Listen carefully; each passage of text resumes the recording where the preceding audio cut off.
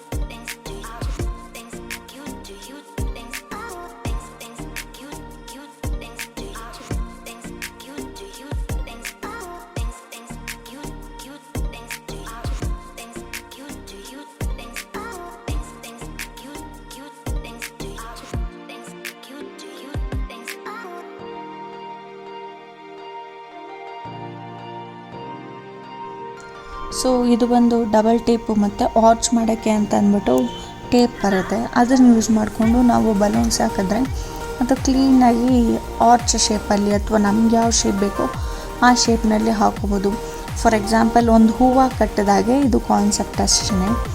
So ಇದು ಹಳೆ banners ಎಲ್ಲ ತೆಗಿತಾ ಇದ್ದೀವಿ, ತೆಗೆದ್ಬಿಟ್ಟು ಅದು ಬೇಡ ಅಂತ ಡಿಸ್ಕಾರ್ಡ್ ಮಾಡಿ ಮತ್ತು ಹೊಸದಾಗಿ ಡೆಕೋರೇಷನ್ ಮಾಡೋಣ ಅಂತ ಪ್ಲ್ಯಾನ್ ಮಾಡಿದ್ದೀವಿ. ಸೊ ಹಳೆಯದನ್ನು ಫಸ್ಟ್ ಹಾಕಿದ್ನಲ್ಲ ಅದನ್ನು ತೆಗ್ದು ಈ ಕಡೆ ಒಂದು ಆ ಕಡೆ ಒಂದು ಅಂದರೆ ಲೆಫ್ಟ್ಗೊಂದು ರೈಟ್ಗೊಂದು 2 ಹಾಕ್ಕೊಂಡೆ. ಆವಾಗ ಕಂಪ್ಲೀಟಾಗಿರುತ್ತೆ, ದೊಡ್ಡದಾಗಿ ಕಾಣುತ್ತೆ, ಕ್ಲಿಯರಾಗಿರುತ್ತೆ ಅಂತ. ಒಂದೇ ಹಾಕಿದ್ರೆ ಆ ಕಡೆ ಈ ಕಡೆ ಜಾಗ ಖಾಲಿ ಇರೋ ಆಗಿರುತ್ತೆ, ಅದು ಫುಲ್ಲಾಗಿರಲ್ಲ ಅಂತ ಅಂದ್ಬಿಟ್ಟು ಅದಕ್ಕೆ ಇನ್ನೊಂದು ಹೊಸ ಪ್ಯಾಕೆಟ್ ತೊಗೊಂಡು ಅದರಲ್ಲಿ ಓಪನ್ ಮಾಡಿ ಯೂಸ್ ಮಾಡ್ಕೊಳ್ತಾ ಇದ್ದೀವಿ.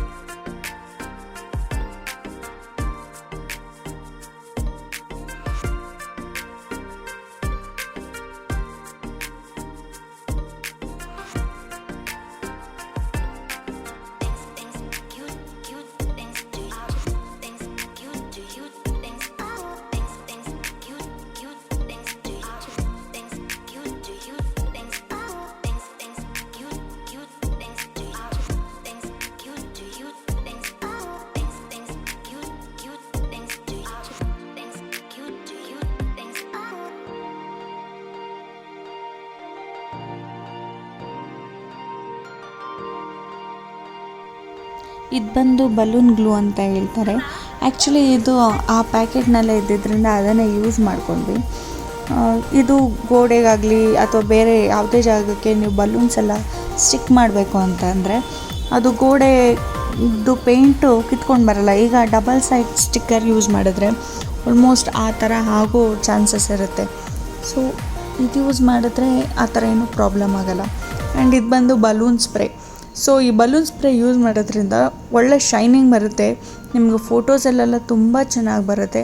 ಆ್ಯಂಡ್ ಇನ್ನೊಂದು ತುಂಬ ಬೇಗ ಬ್ಲಾಸ್ಟ್ ಆಗೋದಾಗಲಿ ಅದೆಲ್ಲ ಯಾವುದೇ ಥರ ಪ್ರಾಬ್ಲಮ್ ಆಗೋದಿಲ್ಲ. ಆ್ಯಂಡ್ ಈ ಲೀವ್ಸ್ ಕೂಡ ಅದೇ ಪ್ಯಾಕೆಟ್ನಲ್ಲಿತ್ತು. ಸೊ ಅದನ್ನು ಯಾಕೆ ವೇಸ್ಟ್ ಮಾಡೋದು ಅಂತ ಅದನ್ನು ಕೂಡ ಹಾಕ್ಕೊಂಡು ಯೂಸ್ ಮಾಡಿಕೊಂಡು ನಮ್ಮ ಡೆಕೋರೇಷನ್ನ ಕಂಪ್ಲೀಟ್ ಮಾಡ್ಕೊಂಡ್ವಿ. ಸೊ ಈ ಥರ ಇತ್ತು ನಮ್ಮ ಫೈನಲ್ ಲುಕ್. ಯಾರಾದರೂ ಸಿಂಪಲ್ಲಾಗಿ ಬರ್ಡೇಸ್ ಡೆಕೋರೇಷನ್ ಅವರೇ ಮಾಡ್ಕೋಬೋದಂದರೆ ಹೀಗೆ ಮಾಡ್ಕೋಬೋದು. ಇದು ಬಂದು ಒಂದು ಔಟ್ ಆಫ್ ಫ್ಯಾಷನು, ಬಟ್ ಇದು ಸಮ್ಟೈಮ್ಸ್ ಇದು ಕೂಡ ಕೇಳ್ಕೊಂಡು ಬರೋ ಕಸ್ಟಮರ್ಸ್ ಇರ್ತಾರೆ. ಸೊ ಅದಕ್ಕೋಸ್ಕರ ಇದನ್ನು ಕೂಡ ಇಟ್ಟಿದ್ವಿ. ಕೆಲವೊಂದು ಟೈಮಲ್ಲಿ ಹೇಗಾಗುತ್ತೆ ಅಂದರೆ ಎಲ್ಲನೂ ಹೋಗುತ್ತೆ ಅಂತನೂ ಅಲ್ಲ, ಯಾವುದೂ ಹೋಗೋದಿಲ್ಲ ಅಂತನೂ ಅಲ್ಲ. ನಮ್ಮ ಹತ್ರ ಏನಿದ್ರೂ ಅದು ಸೇಲ್ ಆಗೇ ಆಗುತ್ತೆ. ಆ್ಯಂಡ್ ಇನ್ನೊಂದು ಇಂಪಾರ್ಟೆಂಟ್ಲಿ ಇದನ್ನೆಲ್ಲ ಯಾಕೆ ಡಿಸ್ಪ್ಲೇ ಮಾಡ್ತಾಯಿದ್ದೀವಿ ಅಂತಂದರೆ ಜೋ ದಿಕ್ತಾಯ ಓ ಬಿಕ್ತಾಯ ಅಂತ ಹೇಳ್ತಾರೆ. ಯಾವುದು ಕಾಣುತ್ತೋ ಕಣ್ಣಿಗೆ ಅದು ಸೇಲ್ ಆಗುತ್ತೆ ಅಂತ. ಸೊ ಡಿಸ್ಪ್ಲೇ ಮಾಡೋದ್ರಿಂದ ಅದನ್ನು ಅವ್ರು ನೋಡಿದಾಗ ಇದು ನಾವು ಈ ಥರ ಯೂಸ್ ಮಾಡ್ಕೋಬೋದಲ್ವಾ ಅಂತ ಅವ್ರಿಗೊಂದು ಐಡಿಯಾ ಬಂದು ಪರ್ಚೇಸ್ ಕೂಡ ಮಾಡ್ತಾರೆ. ಅದೇ ಬೇಕು ಅಂತ ಹುಡ್ಕೊಂಡು ಬರೋರು ಕೂಡ ಇರ್ತಾರೆ. ಅದಕ್ಕೋಸ್ಕರ ಈ ಥರ ಎಲ್ಲ ನಾವು ಡಿಸ್ಪ್ಲೇ ಮಾಡ್ತಾಯಿದ್ವಿ ನಮ್ಮ ಶಾಪ್ನಲ್ಲಿ. ಯಾವ್ದ್ಯಾವ್ದು ಹೊಸ ಥರ ಇದೆ ಆ್ಯಂಡ್ ಇಂಪಾರ್ಟೆಂಟ್ಲಿ ಕಾಣೋದಿಲ್ಲ ಅವ್ರಿಗೆ ಅದೆಲ್ಲ ಈ ಥರ ಡಿಸ್ಪ್ಲೇ ಮಾಡಿ ತೋರಿಸ್ತೀವಿ. ಆ್ಯಂಡ್ ಅದೆಲ್ಲ ಮುಗಿದ್ಮೇಲೆ ಸ್ವಲ್ಪ ರೆಸ್ಟ್ ತೊಗೊಳ್ಳೋಣ ಅಂತ ಅಂದ್ಬಿಟ್ಟು ಟೀ ಕುಡಿಯೋಣ ಅಂತ ಟೀ ತರಿಸ್ಕೊಂಡು ಕುಡಿತಾ ಇದ್ವಿ. ಯಾಕಂದರೆ ಟಯರ್ಡ್ ಆದಾಗ ಒಂದು ಟೀ ಆರ್ ಕಾಫಿ ಏನಾದರೂ ಒಂದು ಕುಡಿದ್ರೆ ಈ ವಿಡಿಯೋ ರಿಫ್ರೆಶಿಂಗ್ ಆಗಿರುತ್ತೆ. ಅಗೇನ್ ಶೇರ್ ಮಾಡಿ, ಲೈಕ್ ಮಾಡಿ, ಮೈಂಡಿಗೆ ಬರುತ್ತೆ. Thank tea you. ಎಲ್ಲ ಕುಡ್ದಾಯಿತು. ಅದಾದಮೇಲೆ ಮತ್ತೆ ಸ್ಟಾಕ್ ಬಂತು ಹಾನ ಜ್ಯೂಸ್ ಅಂತ ಅಂದ್ಬಿಟ್ಟು. ಸೊ ಆ ಜ್ಯೂಸ್ಗೋಸ್ಕರ ಇಲ್ಲಿ ಸ್ವಲ್ಪ ಇದ್ದಿದ್ದ ನೀರನ್ನ ಒಂದ್ರ ಮೇಲೆ ಒಂದು ಹಾಕ್ಕೊಂಡು ಅಲ್ಲಿ ಜಾಗ ಮಾಡ್ಕೊಂಡ್ವಿ. ಯಾಕಂದರೆ ಯಾವುದಾದ್ರೂ ಒಂದು ಹೊಸ ಐಟಮ್ ಬರ್ತಾಯಿದೆ ಅಂದಾಗ ಅದಕ್ಕೆ ಜಾಗ ಮಾಡ್ಕೋಬೇಕಾಗುತ್ತೆ. ಪರ್ಟಿಕ್ಯುಲರಾಗಿ ಒಂದಿಷ್ಟು ಜಾಗ ಅಂತ ಬೇಕೇ ಬೇಕಾಗುತ್ತೆ. ಅದೇ ಥರ ನಾವು ಡೈರೆಕ್ಟ್ಲಿ ಎಲ್ಲಿ ಅಂದರೆ ಅಲ್ಲಿ ಹಾಕೋದಕ್ಕಾಗೋದಿಲ್ಲ. ಅದಕ್ಕೋಸ್ಕರ ಅದು ಜಾಗ ಮಾಡಿಕೊಂಡು ನಾವು ಇನ್ನೊಂದು ಹೊಸ ಐಟಮ್ನ ಜೋಡಿಸ್ಕೋಬೇಕಾಗತ್ತೆ. ಸೊ ಇದು ಬಂದು ಹಾನ, ಇದು 8 ರೊಟ್ಟಿ 7 ರೊಟ್ಟಿ ಅಂದರೆ 7 ಒಂದು ಸ್ಟೆಪ್ನಲ್ಲಿ 7 ಅಥವಾ 5 4 ಆ ಥರ ಅದ್ರ ಸೈಜ್ ಮೇಲೆ ಆ್ಯಂಡ್ ಅದರಲ್ಲಿರೋ ಬಾಟಲ್ಸ್ ಮೇಲೆ ಸೆಟ್ ಮಾಡಿಬಿಟ್ಟು ಅದನ್ನು ಜೋಡಿಸ್ಕೊಳ್ತಾರೆ. ಸೊ ಈ ರೀತಿ ಜೋಡಿಸ್ಕೋಬೇಕಾಗುತ್ತೆ. ಸೊ 3 ಫ್ಲೇವರ್ಸ್ ಬಂದಿತ್ತು. ಒಂದು ಜಿಂಜರು, ಒಂದು ಪುದೀನ ಮತ್ತು ಲೆಮನು. 3 ಕೂಡ ಎಷ್ಟು ಜಾಗ ಇತ್ತೋ ಅಷ್ಟು ಜಾಗದಲ್ಲಿ ಅಡ್ಜಸ್ಟ್ ಮಾಡಿಬಿಟ್ಟು ಇಡೋದಕ್ಕೆ ಟ್ರೈ ಮಾಡ್ತಾಯಿದ್ದೀವಿ.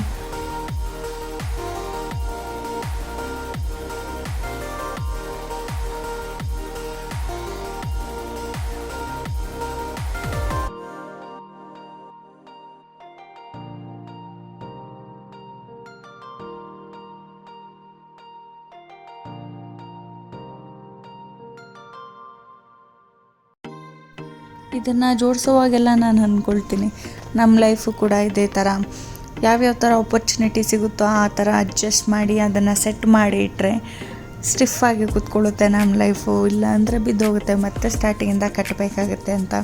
ಸೊ ಅದೇ ಅಲ್ವಾ ಲೈಫು. ಆ್ಯಂಡ್ ನಮ್ಮ ಇವತ್ತಿನ ಈ ಕೆಲಸ ವ್ಲಾಗ್ ಎಲ್ಲ ಮುಗಿಸಿ ಅವತ್ತು ನಾವು ಹೊರಟ್ವಿ. ಸೊ ನಮ್ಮ ಒಂದು ದಿವಸದ ರೊಟೀನ್ ಈ ಥರ ಇರುತ್ತೆ ಶಾಪ್ನಲ್ಲಿ. ಸೊ ನಿಮಗೂ ಏನಾದರೂ ಈ ವಿಡಿಯೋ ಇಷ್ಟ ಆಗಿದರೆ ಪ್ಲೀಸ್ ಲೈಕ್ ಮಾಡಿ, ಶೇರ್ ಮಾಡಿ, ಸಬ್ಸ್ಕ್ರೈಬ್ ಮಾಡಿ, ಸಪೋರ್ಟ್ ಮಾಡಿ. Thank you.